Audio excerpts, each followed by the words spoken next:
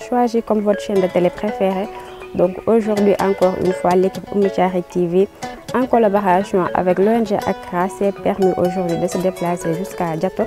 Diatok qui est un village qui se trouve dans la commune de Mangagoulek. Donc pour juste revenir sur l'ONG Accra qui mise un peu sur l'accessibilité à l'eau potable. Donc aujourd'hui nous sommes ici avec l'ONG Accra juste pour un peu discuter de l'eau potable avec la population de Diatok. Donc juste à ma gauche, je suis avec Hélène. Hélène qui est la responsable du département d'ingénierie sociale. Mais je suis également avec la population de Diatok. Voici donc le chef de village, également les chefs coutumiers, les relais qui sont là. Donc sans plus tarder, on va donner la parole au chef de village qui va donc donner son mot de bienvenue. Mais également il y a l'imam qui est ici présent avec nous. Donc bonjour monsieur le chef, juste un mot de bienvenue avant de démarrer l'émission. Alhamdulillahi Rabbil Alamin, Alhamdulillahi Rabbil Alamin. Yo chef, Esaf Isgar Diatok Bouroum. Esaf Ali Mamadou Soukey, le délégué du quartier Koketate, le Badjan Koketate, et ce qui est Bouroum bien Tate, yo mo Safio. Esaf également Dialami Diabonko, yo mo Safi. Les noms Tate Linsembou a piloté le projet yo Tate.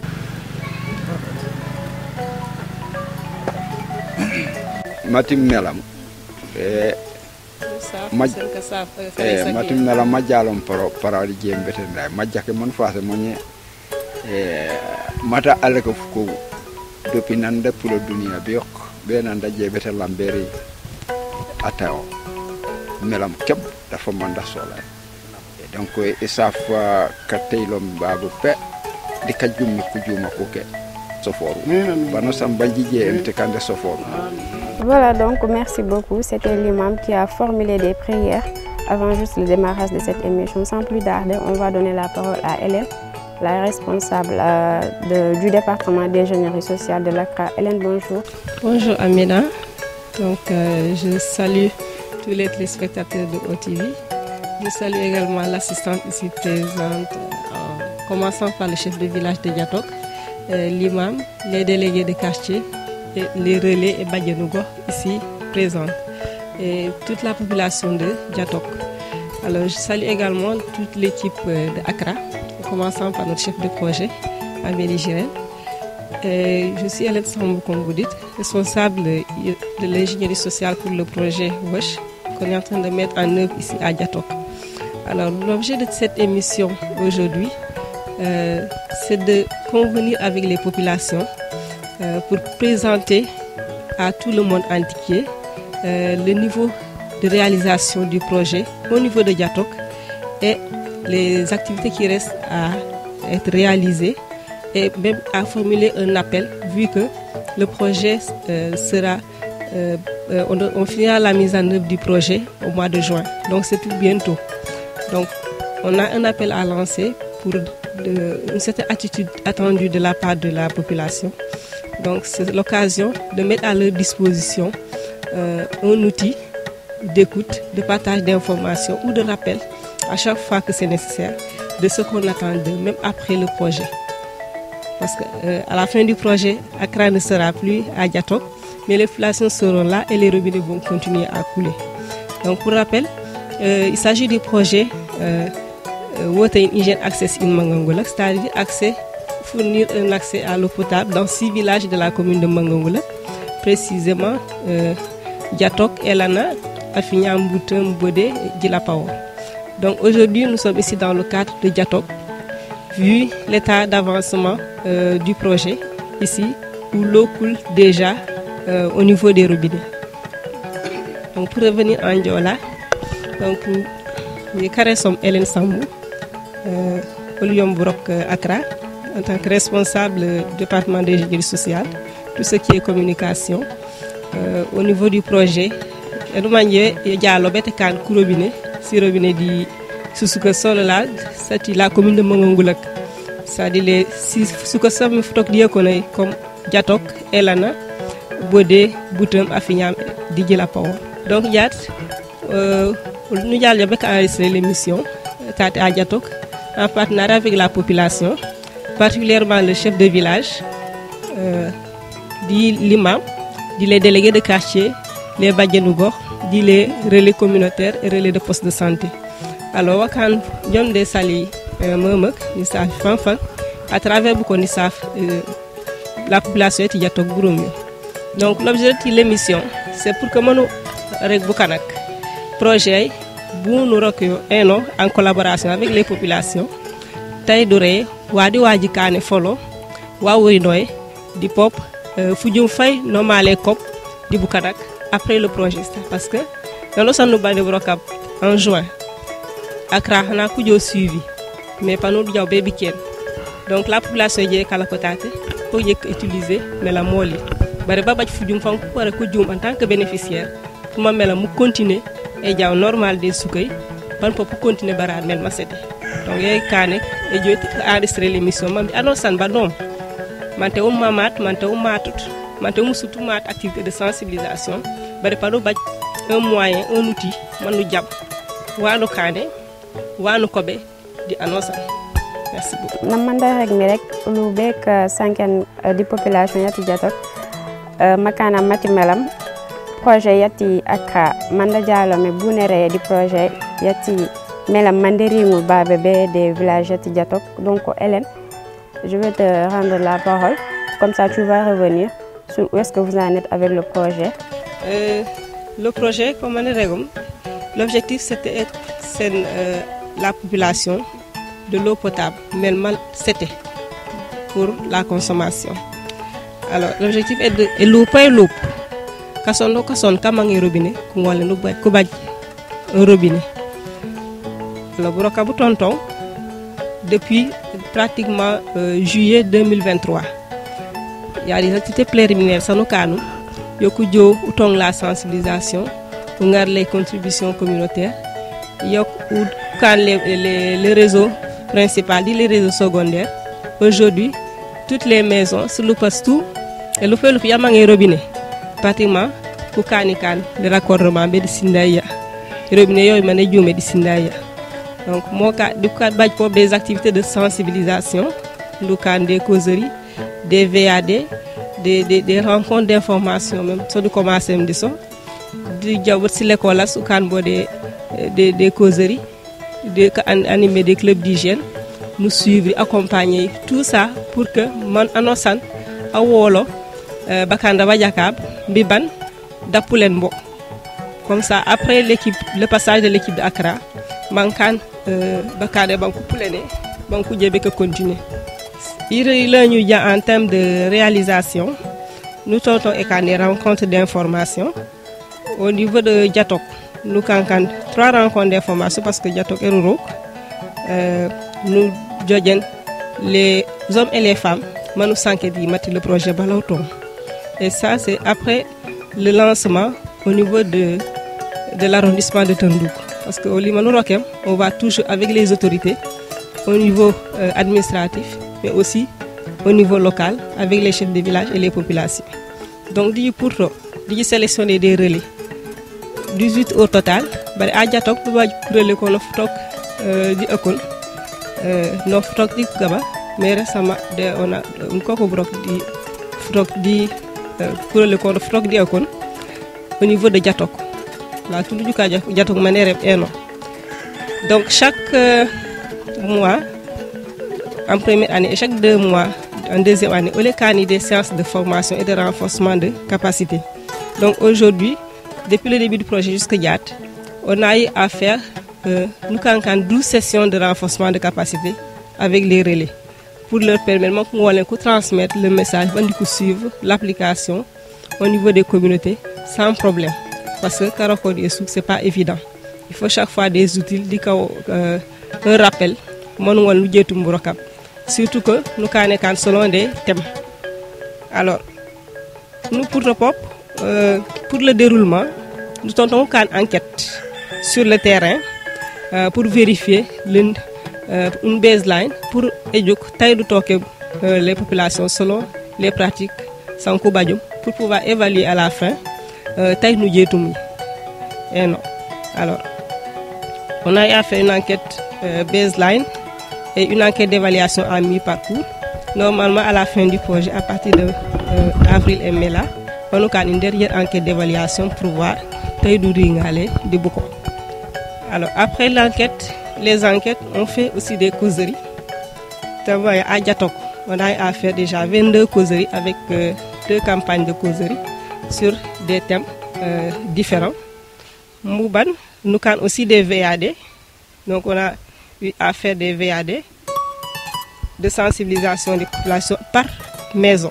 Donc chaque maison a été visitée pendant au moins 3 fois pour sensibiliser du peuple, vérifier le niveau d'application des bonnes pratiques. Donc au total, nous avons 268 VAD à Diatok pour vérifier tout ça. Et ça fait au total 6 campagnes. Et nous aurons une 7e campagne entre mai et juin, c'est-à-dire la dernière baseline. Donc c'est pour dire que nous avons des campagnes de sensibilisation pour toucher toutes les populations. Alors, au Banadia de Soulopas, nous avons des activités de sensibilisation de l'école avec les élèves. À Diatok, on a c'est l'école qui sont babé, surtout Kurelek et Diaw, manku kumikeni, na manku mikeni les populations de Soulopas parce que dans le cas de Banyelab, de l'école scolaire, nous avons l'information du coup que nous. Alors là, tout le monde a connu la copop. Nous sommes courriers sindé, on coucarang, appliquer. Donc c'est une autre manière de sensibiliser davantage les populations. Par rapport à la sensibilisation de l'école, nous nous former des clubs d'hygiène. Ça se donne nous toxo. Il y a qu'on est fonctionnel. Nous redynamiser, ça se dit créer ça. Donc ça a 3 clubs créés et 1 redynamisé. Donc 4 clubs d'hygiène au total. Ça donne un record au niveau des écoles. Nous avons des équipements de kits d'hygiène, c'est-à-dire de nous avons des t-shirts, nous avons identifié par rapport à Koupali. Ban pop, nous avons des activités en leur faveur pour sensibiliser Koupali de l'école. Donc c'est vrai, c'est une responsabilité, mais manque licten pour qu'après le projet, nous continuerons parce que comme c'est pas évident que 40 années là et dikanamento wanaw c'est pas évident jopo de beaucoup mais ku ñela ko ko manje diku xama diku pulen et travail wanku karami pour l'application car est plus facile. Donc ici au total on a 54 membres de les clubs d'hygiène, bandi les clubs d'hygiène pop. Nous avons les l'APE, CGE et autres structures parties prenantes de l'école. Donc pour revenir un peu en français, alors nous sommes ici dans le cadre de l'émission et je voudrais rappeler un peu les activités réalisées pour le volet sensibilisation. Donc, devant les relais et les délégués de quartier, je rappelle que Accra a déroulé des rencontres d'information. Après le lancement du projet auprès de l'arrondissement avec le sous-préfet et la mairie, la commune, on a eu à faire des rencontres d'information dans tous les villages. Ici, à Diatok particulièrement, on a fait 3 rencontres d'information parce que le village est assez large pour permettre à chacun d'avoir l'information sur le projet comme il faut. Alors, ça en est suivi des activités de sensibilisation avec les relais communautaires, déjà qui ont été sélectionnés. On en a 6 au niveau de Diatok. Et chaque fois, on leur fait des séances de formation et de renforcement de capacité. Donc, depuis 2023 jusqu'à aujourd'hui, on a eu à dérouler 12 sessions de renforcement de capacité au profit des relais. Donc pour la première année, c'était une session par mois. Mais pour la deuxième année, on en faisait une session tous les 2 mois, vu l'expérience qu'elles ont acquise. Alors, ces relais nous permettent de dérouler les campagnes de sensibilisation. On commence par une enquête baseline qui nous permet d'évaluer le niveau d'application des pratiques d'hygiène au niveau de la communauté avant de démarrer la sensibilisation proprement dite. C'est à travers des causeries, des VAD et des enquêtes à mi-parcours. Alors, pour les causeries, on a à réaliser 22 causeries dans le village de Diatok et 268 VAD, visites à domicile, dans tout le village. Alors, et ça c'est une seule campagne de VAD. Mais on en a déroulé 2. Donc chaque campagne fait au moins 268 ménages visités. On a eu aussi à faire de la sensibilisation au niveau des écoles à travers premièrement la mise en place ou redynamisation de clubs d'hygiène. On a eu à créer 3 et redynamiser un club d'hygiène avec les élèves membres pour leur apprendre à être responsables de leur hygiène en milieu scolaire. Et à travers ces acquis, ils sont aussi des ambassadeurs pour démultiplier et pratiquer leurs connaissances en famille et en communauté. Donc, ce qui fait que dans le cadre de cet accompagnement des clubs d'hygiène, pour permettre plus de visibilité et mieux motiver les élèves, on leur a distribué des t-shirts spécifiques avec des logos qu'ils ont eux-mêmes créés pour chaque club d'école. On leur fait un renforcement de capacité, un suivi par rapport à des plans d'action qu'ils ont eux-mêmes déterminés. Donc, dans ces clubs d'hygiène, nous impliquons également les parties prenantes comme l'APE, la CGE, et chaque club a un encadreur pour permettre de suivre ce que les élèves ont appris à l'école et leur rappeler ça en communauté. Parmi les réalisations aussi, nous avons réalisé 536 VAD de sensibilisation et 536 VAD d'évaluation des CAPWASH des populations, c'est-à-dire des comportements acquis en hygiène et en assainissement. Donc ça nous fait 4 campagnes et une dernière campagne de causerie qui est en cours. Donc au total, nous avons réalisé 1072 visites à domicile. Dans le cadre de la contribution communautaire, nous avons 272 contributions de la part des populations de Diatok. Il faut dire aussi que parmi ces branchements, il y a des branchements gratuits, c'est-à-dire des cas sociaux, et des branchements gratuits pour des édifices publics. Merci. Donc, c'est ça en somme, les réalisations que nous avons opérées pour le volet IEC. Et on peut dire qu'aujourd'hui, le message est bien passé au niveau des populations. Et d'ailleurs, les enquêtes d'évaluation que nous menons régulièrement, périodiquement, nous permettent de voir cette évolution par rapport au comportement lié à l'hygiène, à l'eau potable et à l'assainissement chez les populations. Je pense que c'est bien aussi, c'est le moment de féliciter et remercier les relais et l'ICP pour leur appui à permettre de transmettre ce message dans les localités, notamment ici à Diatok. Alors, ça, c'est d'abord les réalisations IEC. On a aussi des réalisations pour le volet technique. Et nous voulons dire que les réalisations techniques ont commencé par déjà la collecte des frais de branchement. Je rappelle que les populations ont contribué à ce projet. Pourquoi? Pour leur permettre de mieux se l'approprier. Parce que totalement gratuit, ça restera le réseau et les robinets d'Accra. Mais le fait que chacun contribue, ça le facilite, ça leur permet de s'approprier les réalisations, de comprendre que ça leur appartient parce qu'ils ont mis du sien. Alors, toutes les maisons ont pratiquement contribué. Les 268 ménages ont pratiquement contribué à avoir des robinets, ont versé leurs contributions communautaires. Cependant, il y a eu des étapes pour la réalisation du réseau de Diatok. Premièrement, c'est la réalisation du réseau principal. Alors, au début, on avait prévu de faire 16 km 518 de réseau, mais on a posé 17 km à Diatok. Il faut dire qu'on est allé plus que prévu. Pour le réseau secondaire, on avait prévu de faire 9 km 279. On en a fait 11 km, un peu plus de 11 km.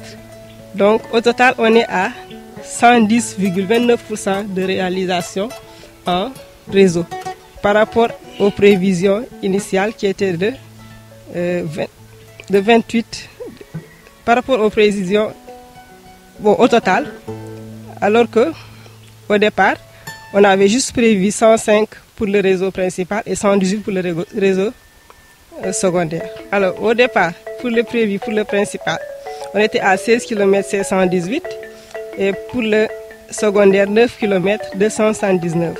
On en a fait pour le principal 17 km contre 16, 17 km 400 et pour le secondaire 11 km, un peu plus de 11 km. Donc au total, on est à 118%, plus de 118% de réalisation, précisément 118,56%. Donc on dépasse largement de 18% le nombre de kilomètres posés.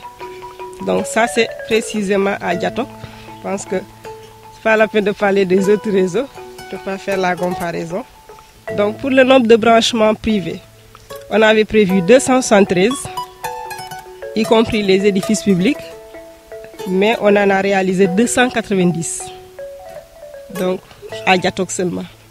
Donc vous voyez, on a largement dépassé les prévisions, ce qui joue un peu sur les prévisions en matériel du projet.